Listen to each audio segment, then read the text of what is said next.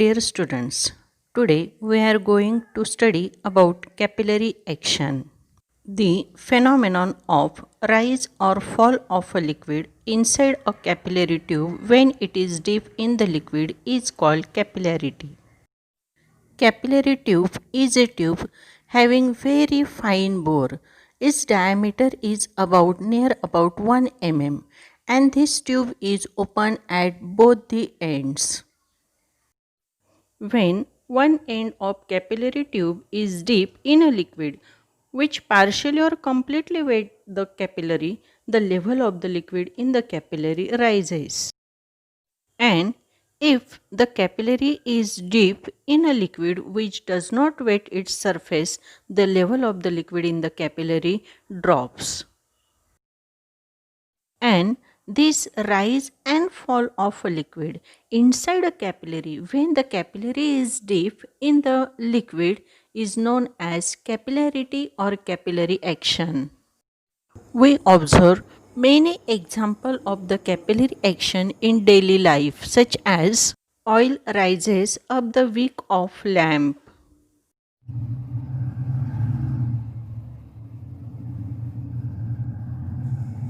cloth rack sucks water, blotting paper absorbs ink, sap and water rise up to the topmost leaves in a tree. Now let us see the liquid fall in capillary. The capillary tube is deep in a mercury. Mercury does not wet the glass and the mercury meniscus in the capillary is convex.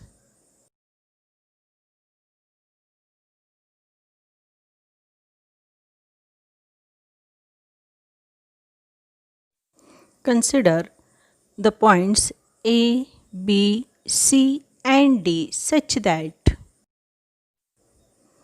point A is just above the convex surface and inside the capillary.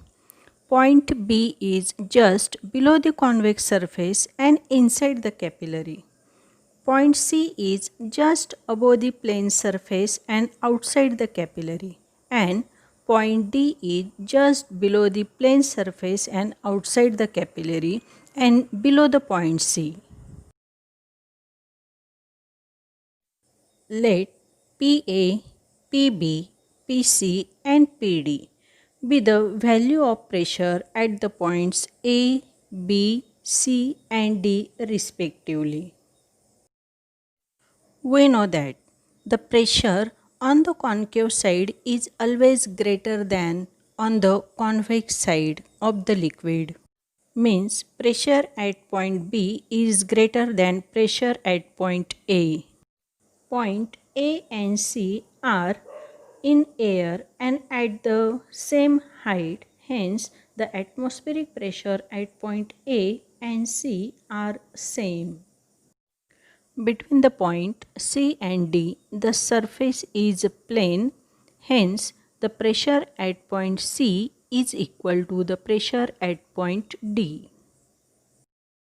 From equation 1, 2 and 3, we can say that the pressure at point B is greater than the pressure at point D.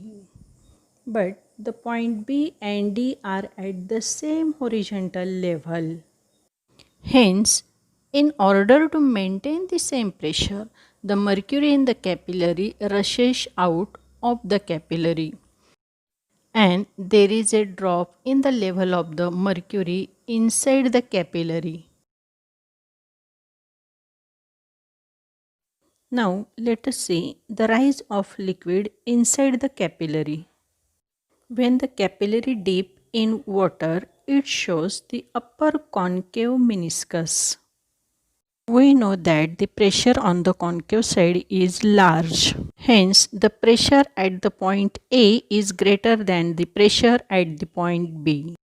Atmospheric pressure at point A and C are same because both are at same level.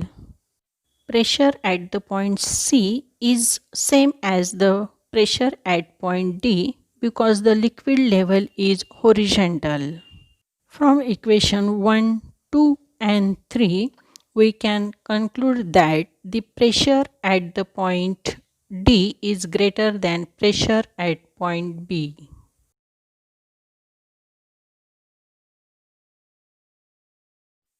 Hence, water rises inside the capillary till the pressure at point B becomes equal to the pressure at point D. Thus, we see the reasons why the liquid rises or liquid falls inside the capillary. In exam, the question may be asked as: